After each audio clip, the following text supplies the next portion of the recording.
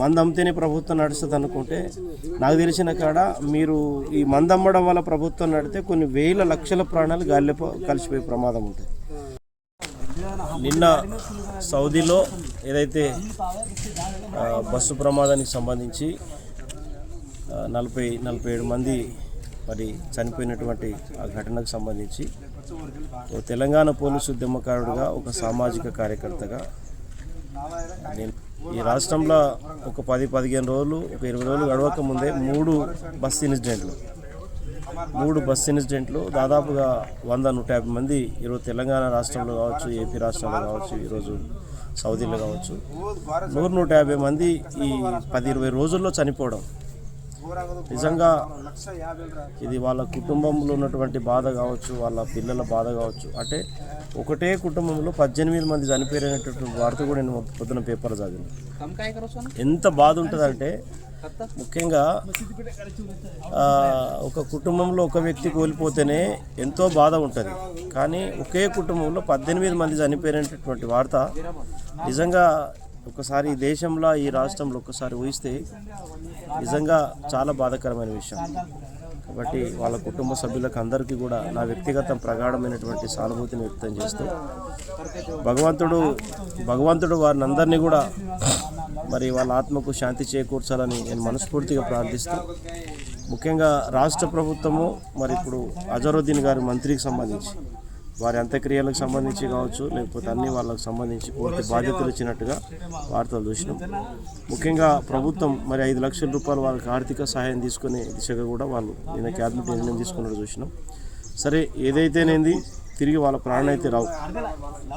ముఖ్యంగా ఇక్కడ సౌదీ ప్రభుత్వంతో మాట్లాడి వాళ్ళతో ఇంత ఆర్థిక సహాయం చేయించి ఆ ఏదైతే ప్రైవేట్ బస్ ఏజెన్సీ ఉందో వాళ్ళతో మాట్లాడి మన రాష్ట్ర ప్రభుత్వం ఆ ఏజెన్సీ తోటి కూడా వాళ్ళకి ఇంత డబ్బు ఇప్పించడం, ముఖ్యంగా ఆ కుటుంబాన్ని కోల్పోయినటువంటి అంటే ఇప్పుడు బ్రతికున్నటువంటి మరి వాళ్ళ కుటుంబ సభ్యులందరినీ కూడా అన్ని రకంగా మరి ప్రభుత్వం ఆదుకునే విధంగా చర్య తీసుకోవాలని చెప్పేసి ఒక తెలంగాణ పోలీసు ఉద్యమకారుడిగా నేను ప్రభుత్వాన్ని నేను విజ్ఞప్తి చేస్తూ ఉన్నా.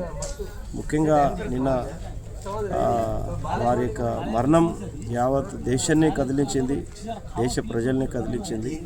ముఖ్యంగా ఇక్కడ జరిగినటువంటి 2 బస్సు ఇన్సిడెంట్లు తెలంగాణ, ఏపీలో అవి కూడా మరి ప్రజలలో ఎంతో మరి ఈరోజు కలిచివేస్తూ ఉంది. కానీ ముఖ్యంగా రాష్ట్ర ప్రభుత్వానికి కూడా ఒక విజ్ఞప్తి ఏంటంటే ఈ ప్రైవేట్ బస్ ఏజెన్సీ వాళ్ళతో కానీ ప్రభుత్వ బస్సు ఏజెన్సీ వాళ్ళతో కానీ ఈ మన టీఎస్ఆర్టీసీకి సంబంధించినటువంటి వాళ్ళతో కానీ ఒక సుదీర్ఘమైనటువంటి ఒక రివ్యూ మీటింగ్ ఏర్పాటు చేసి దీని మీద పోలీస్ వ్యవస్థను వాడుకుంటూ అన్ని ప్రభుత్వ అధికారులను మరి వాడుకుంటూ ఈరోజు ప్రజలకు మరి ఆర్టీసీ తర్వాత ప్రైవేట్ బస్ ఏజెన్సీ మిగతా వాళ్ళకి అందరు కూడా ఈ యాక్సిడెంట్ల పట్ల ఈ ప్రమాదాల పట్ల మరి తప్పకుండా ఒక మంచి అవగాహన కార్యక్రమం చేస్తే మరి ఇలాంటి యాక్సిడెంట్ జరగకపోవేమో. కానీ ముఖ్యంగా ఈ రాష్ట్రంలో ఈ దేశంలో తాగుడు ఎక్కువైపోతుంది. కానీ నేను అసలు 100% తాగను. నేను తాగను కాబట్టి చెప్తా ఉన్నా. నేను 100% ఆల్కహాల్ అనేది ఆ మందు పానీయం అనేది నాకు పడదు చిన్నప్పటి నుంచి కూడా. నేను చెప్పేది ఏంటంటే ఈరోజు త్రాగడం వల్ల అంటే అది ఒక రకమైనటువంటి అనర్థాలు లేవు, ప్రమాదానికి కారణమవుతూ ఉన్నది, తర్వాత కుటుంబంలో కారణమవుతూ ఉన్నది, వాళ్ళ వ్యక్తిగత జీవితంలో ఎంతోమంది ఈరోజు ఆసుపత్రులలో మరి లివర్ పాడైపోయి రకరకాల వ్యాధులతోటి ఆరోగ్య క్షీణించి భార్య పిల్లలను పట్టించుకునే పరిస్థితి. ఇది ఒక రకం 100 రకాలుగా అనర్థాలకు దారి తీస్తూ ఉంది. కాబట్టి ముఖ్యంగా ఈ ప్రమాదాలు జరగొద్దంటే ప్రధానంగా ఈ యొక్క మందు ఏదైతే ఈ మత్తు పానీయం ఉందో ఇది 100% నిషేధిస్తే బాగుంటుంది అనేది నా వ్యక్తిగత అభిప్రాయం. ఎందుకంటే ఈరోజు మత్తు పానీయం వల్ల రోడ్ యాక్సిడెంట్లు అవ్వడమే కాకుండా కుటుంబంలో కలహాలు, పిల్లల్లో కలహాలు, ఆర్థికపరమైన పూర్తిగా నాశనం అయిపోవడం, కుటుంబం విచ్ఛిన్నం అవ్వడం, ఈ రకంగా చాలామంది ఉద్యోగస్తులు పూర్తిగా అంటే రిటైర్మెంట్ వరకు ఉద్యోగాలకు చేయకపోవడం, తర్వాత మరి త్రాగి నడిపినటువంటి క్రమంలో చాలా ఈరోజు నాకు తెలిసి 90% అంతా కూడా ఈ డ్రింక్ చేయడం వల్లనే ఈరోజు యాక్సిడెంట్ అవుతుంది నేను భావిస్తాను నేను పోలీస్ కానిస్టేబుల్గా. ఎందుకంటే ఈరోజు ఒక పక్క ప్రభుత్వం ఏమో తాగమంటుంది, మరి ఇంకొక పక్కనేమో పోలీసు వారేమో చలాన్ ఇస్తున్నాం. ఈ చలాన్ ఇవ్వడం వల్ల, ఈ పనిష్మెంట్ ఇవ్వడం వల్ల ఈరోజు ఈ ప్రాణాలకు రక్షణ ఉండదు. పూర్తిగా ఈ అంటే ఈ రాష్ట్రంలో బడ్జెట్ తగ్గినా పర్వాలేదు, ప్రభుత్వం నడవాలంటే మందు అమ్మాలి, మందు అమ్మితేనే ప్రభుత్వం నడుస్తుంది అనుకుంటే నాకు తెలిసిన కాడ మీరు ఈ మందు అమ్మడం వల్ల ప్రభుత్వం నడితే కొన్ని వేల లక్షల ప్రాణాలు గాలిలో కలిసిపోయే ప్రమాదం ఉంటుంది. కానీ గత ప్రభుత్వంలో అయితే విచ్చలవిడిగా డ్రింక్, ఇప్పుడు కూడా అది అక్కడక్కడ అంటే గల్లీకి ఒక షాప్ ఎట్లుందో గల్లీకి ఒక వైన్ షాప్ అట్లా అయిపోయినాయి. కాబట్టి పొద్దున్నే కొంతమంది అయితే పొద్దున్న లేవగానే తాగుతూ ఉన్నారు. ఇది చాలా దుర్మార్గమైనటువంటి వ్యవస్థ. ఎంతో ఫ్యూచర్ ఉన్నటువంటి యువకులు మరి ఫ్యూచర్ ఉన్నటువంటి ఒక ప్రజలు ఈరోజు ఈ తాగడం వల్ల అంటే ఒక రకంగా కాదు అన్ని రకాలుగా ప్రాణాలు పోయేది ఈ త్రాగడం వల్లని. కాబట్టి పూర్తిగా మద్య నిషేధం చేస్తేనే ముఖ్యంగా ఈ దేశము ఈ రాష్ట్రం సురక్షితంగా ఉంటుంది. కాబట్టి కేంద్రము రాష్ట్ర ప్రభుత్వాలు ఈ మత్తు పానీయాన్ని పూర్తిగా 100% మరి బంద్ అయ్యే విధంగా మరి చట్టం తీసుకొస్తారా ఇంకోటి తీసుకొస్తారా కానీ బంద్ చేయాలని కూడా మేము విజ్ఞప్తి చేస్తున్నాం.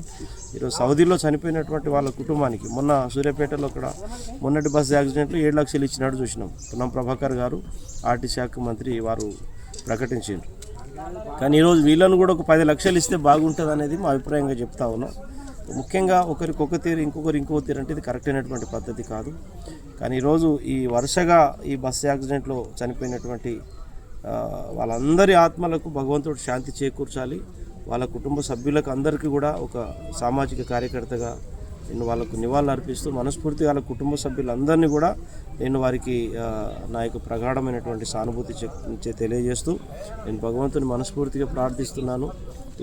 ఇలాంటి సంఘటనలు జరగొద్దు అని జరగనియొద్దని నేను భగవంతుని ప్రార్థిస్తూ ఉన్నాను. ప్రజలందరూ కూడా ఈ తాగుడుకు దూరం ఉండి మరి దయచేసి మీ కుటుంబాలు మీరు కాపాడుకోవాల్సిందిగా విజ్ఞప్తి చేస్తూ మీ ప్రయాణంలో కానీ మీ వ్యక్తిగత జీవితంలో కానీ భయంతో జాగ్రత్తగా ఉండాలని మిమ్మల్ని అందరూ కూడా మనస్ఫూర్తి కోరుకుంటూ మరొకసారి ఈ బస్సు యాక్సిడెంట్లలో చనిపోయిన ప్రతి ఒక్కరి ఆత్మకు భగవంతుడు శాంతి చేకూర్చాలి. వాళ్ళ కుటుంబ సభ్యులకు అందరికీ కూడా నా మనస్ఫూర్తిగా మరి నా యొక్క వ్యక్తిగతంగా సానుభూతి తెలియజేస్తాను. Thank you.